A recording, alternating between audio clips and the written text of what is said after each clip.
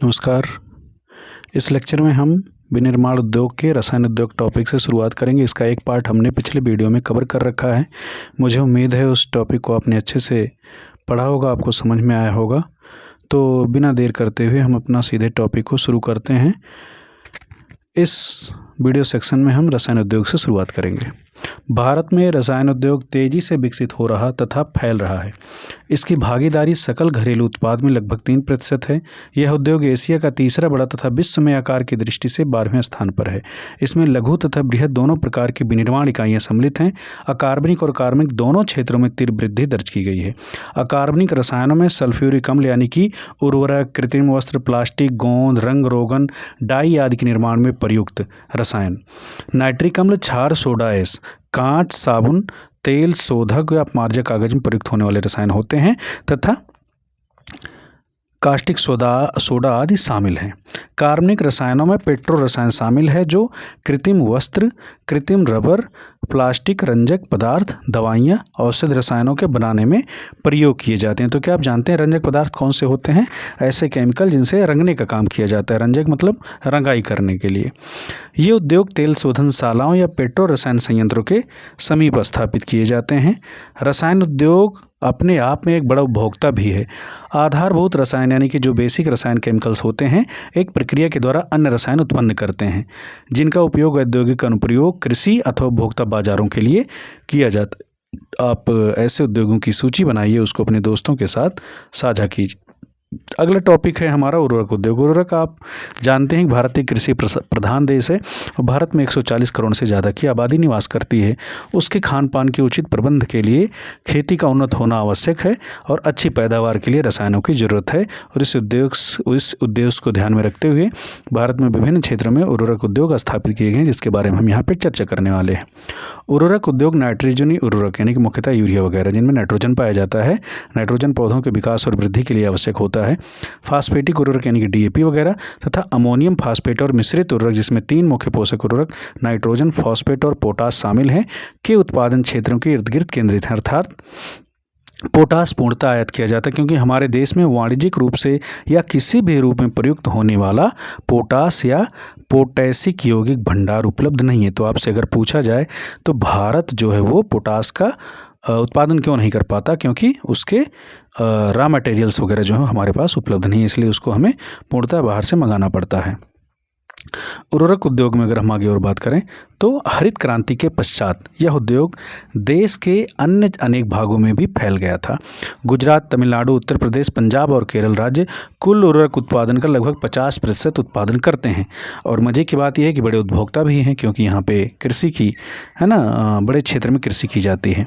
अन्य महत्वपूर्ण उत्पादक राज्य आंध्र प्रदेश, उड़ीसा, राजस्थान, बिहार, महाराष्ट्र, आसाम, पश्चिम बंगाल, गोवा, दिल्ली, मध्य प्रदेश तथा कर्नाटक हैं।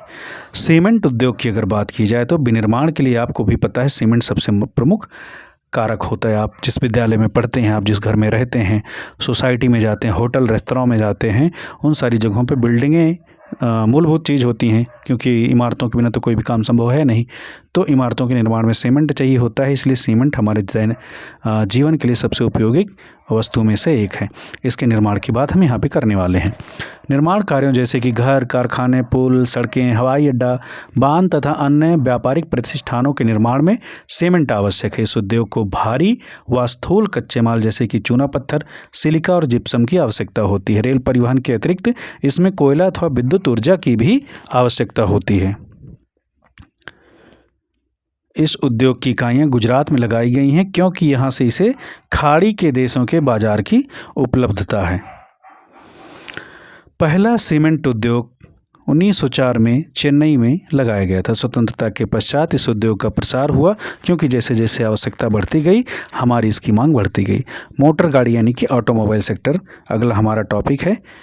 मोटर गाड़ी यात्रियों तथा सामान के तीव्र परिवहन के साधन हैं। भारत में विभिन्न केंद्रों पर ट्रक, बसें, कारें, मोटरसाइकिल, स्कूटर, तिपहिया तथा बहुउपयोगी वाहन निर्मित किए जाते हैं। उदारीकरण के पश्चात नए और आधुनिक मॉडल के वाहनों का बाजार तथा वाहनों की मांग बढ़ी है, जिससे इस उद्योग में विशेषकर कार, दोपहिया तथा तिपहिया वाहनों में अपार वृद्धि हुई है। यह उद्योग दिल्ली, गुड़गांव, मुंबई, पुणे, चेन्नई, कोलकाता आदि शहरों में विकसित रूप से स्थापित किया गया है। सूचना और प्रौद्योगिकी तथा इलेक्ट्रॉनिक उद्योग की अगर बात करें, यानी कि आईटी सेक्टर की, इलेक्ट्रॉनिक उद्योग के अंतर्गत आने वाले उत्पादों में ट्रांजिस्टर से लेकर television, telephone, cellular, telecom, telephone exchange, radar, computer तथा दूरसंचार उद्योग के लिए उपयोगी अन्य उपकरण तक बनाए जाते हैं। बेंगलुरु भारत की इलेक्ट्रॉनिक राजधानी के रूप में उभरा है। इलेक्ट्रॉनिक सामान के अन्य महत्वपूर्ण उत्पादक केंद्र मुंबई, दिल्ली, हैदराबाद, पुणे, चेन्नई, कोलकाता तथा लखनऊ है। इस उद्योग का सर्वाधिक संकेंद्रण बेंगलुरु, नोएडा, मुंबई, चेन्नई, हैदराबाद और पुणे में है। यह भी अत्यंत रोचक है कि भारत में सूचना प्रौद्योगिकी उद्योग के सफल होने का कारण हार्डवेयर व सॉफ्टवेयर का निरंतर विकास है। जैसा कि आप भी जानते हैं कि किसी भी चीज़ के टिके रहने और उसके विकसित होने के पीछे उसकी रिसर्च और डेवलपमेंट महत्वपूर्ण होती है। अब तक आप मार्केट में तभी टिके रहेंगे जब आप खुद को अपडेट करते रहेंगे, और अपडेट कैसे होंगे? जब R&D आप पे होगा। तो इसलिए आईटी सेक्टर हमारा विकसित अवस्था में है। औद्योगिक प्रदूषण तथा पर्यावरणीय निर्मलीकरण अगला हमारा चर्चा का विषय है। तो प्रदूषण क्या होता है वो आपको पता ही है। तो उद्योगों के कारण जो प्रदूषण होता है उसकी यहाँ पे हम चर्चा करेंगे, और इससे पर्यावरण का निम्नीकरण यानी कि इन्वायरमेंटल डिग्रेडेशन जो होता है वो भी हम यहाँ पे जानेंगे। यद्यपि उद्योगों की भारतीय अर्थव्यवस्था की वृद्धि व अन्य विकास में महत्वपूर्ण भूमिका है, तथापि इनके द्वारा बढ़ते भूमि, वायु, जल तथा पर्यावरण प्रदूषण को भी नकारा नहीं जा सकता। उद्योग 4 प्रकार के प्रदूषण के लिए उत्तरदायी हैं: वायु, जल, भूमि तथा ध्वनि। प्रदूषण करने वाले उद्योगों में ताप विद्युत गृह भी सम्मिलित है, यानी कि जो थर्मल पावर प्लांट होते हैं, जैसा कि आपने NTPC वगैरह का कई सारा पावर स्टेशन देखा होगा, तो उनसे भी इस प्रकार का प्रदूषण उत्पन्न होता है। यहाँ पे हम सबसे पहले एयर पोल्यूशन यानी कि वायु प्रदूषण के बारे में चर्चा करने वाले हैं। अधिक अनुपात में अनचाही गैसों की उपस्थिति, जैसे कि सल्फर डाइऑक्साइड तथा कार्बन मोनोऑक्साइड वायु प्रदूषण का कारण होते हैं। वायु में निलंबित कणनुमा पदार्थों में ठोस व द्रवीय दोनों ही प्रकार के कण होते हैं, जैसे कि धूल, स्प्रे, कुहासा तथा धुआं। रसायन व कागज उद्योग, ईंटों के भट्ठे, तेल शोधनशालाएं, प्रगलन उद्योग, जीवाश्म ईंधन दहन तथा छोटे बड़े कारखाने प्रदूषण के नियमों का उल्लंघन करते हुए धुआं निष्कासित करते हैं।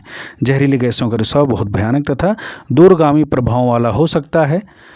और इसी कड़ी में यहाँ पर आपको एक सवाल दिया गया है कि क्या आप भोपाल गैस त्रासदी के विषय में जानते हैं?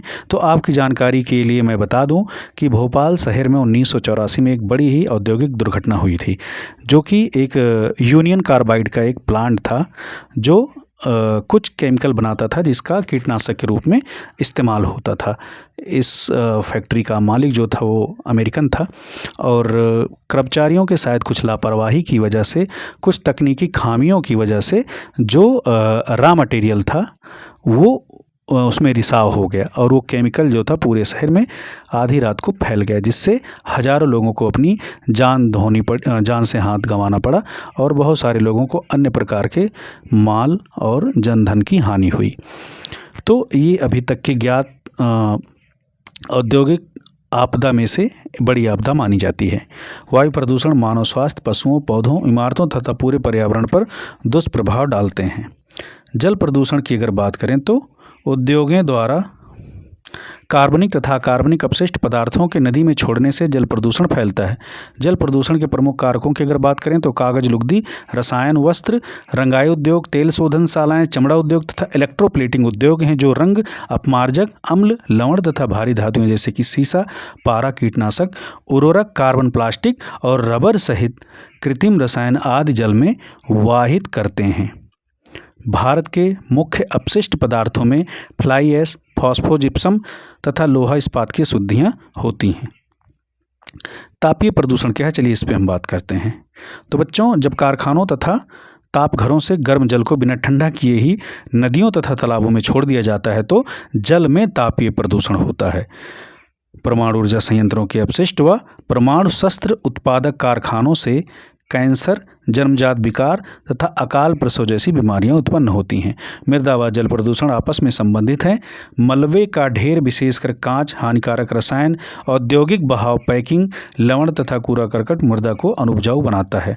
वर्षा जल के साथ ये प्रदूषक जमीन से रिसते हुए भूमिगत जल तक पहुंचकर उसे भी प्रदूषित कर देते हैं। यहाँ पे आप एक मैप देख रहे होंगे अपनी स्क्रीन पे, जो कि भारत के कुछ सॉफ्टवेयर टेक्नोलॉजी पार्क्स को दर्शा रहा है, जो भारत के विभिन्न क्षेत्रों जैसे कि गुवाहाटी, नोएडा, जयपुर, मोहाली, श्रीनगर तथा अन्य महत्वपूर्ण शहरों में दिखाया गया। इसको आप अपने बुक से देखिए और उसको रिकॉल करने की कोशिश कीजिए कि कौन सा क्षेत्र कहाँ पर स्थित है। अब आगे हम ध्वनि प्रदूषण के बारे में बात करेंगे। ध्वनि प्रदूषण से खिन्नता तथा उत्तेजना ही नहीं वरन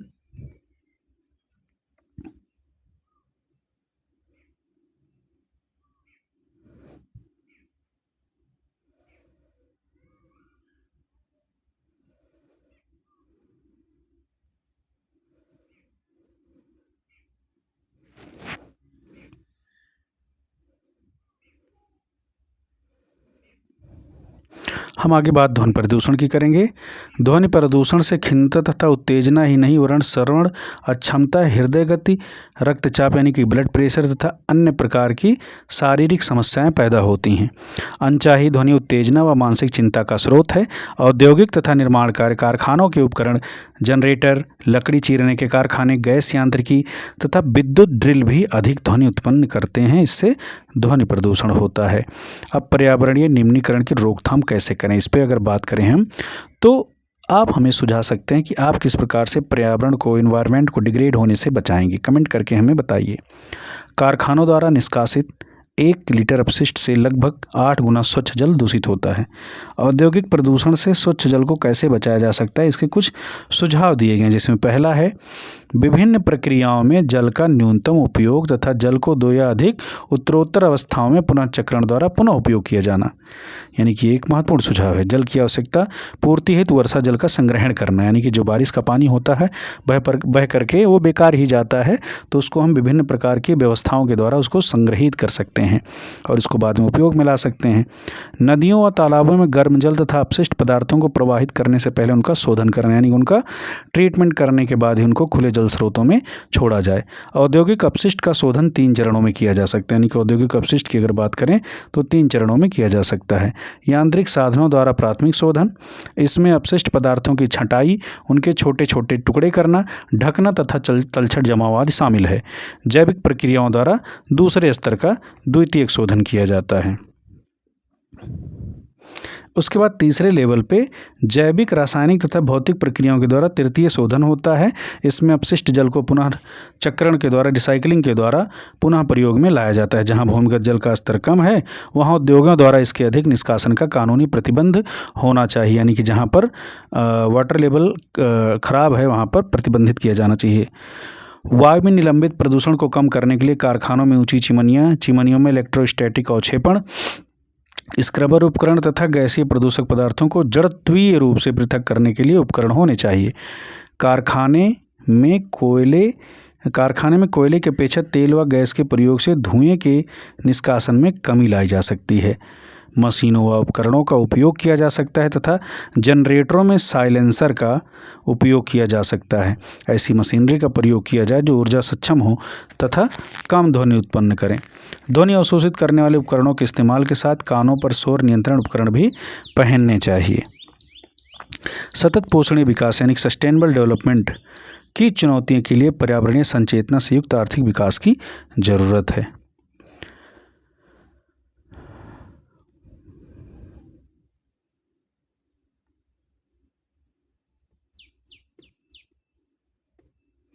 तो ये रहा हमारा आज का टॉपिक, इसको हमने कवर कर लिया। यहाँ पे आपकी एक्सरसाइज दी गई जिसमें कई सारे विभिन्न प्रकार के प्रश्न दिए गए हैं, जिसमें MCQ है, जो है वो शॉर्ट आंसर क्वेश्चन है, उसके बाद लॉन्ग आंसर क्वेश्चन भी दिए गए हैं। ये सारा काम आपको करना है। राष्ट्रीय ताप विद्युत ग्रिड NTPC द्वारा दिखाया गया मार्ग। भारत में राष्ट्रीय ताप विद्युत ग्रिड कॉर्पोरेशन विद्युत प्रदान करने वाली प्रमुख कंपनी है। इसके पास पर्यावरण प्रबंधन तंत्र 14001 के लिए ISO प्रमाण पत्र है। निगम प्राकृतिक पर्यावरण और संसाधन जैसे जल, खनिज तेल, गैस तथा ईंधन संरक्षण नीति का हिमायती है तथा इन्हें ध्यान में रखकर ही विद्युत संयंत्रों की स्थापना करता है।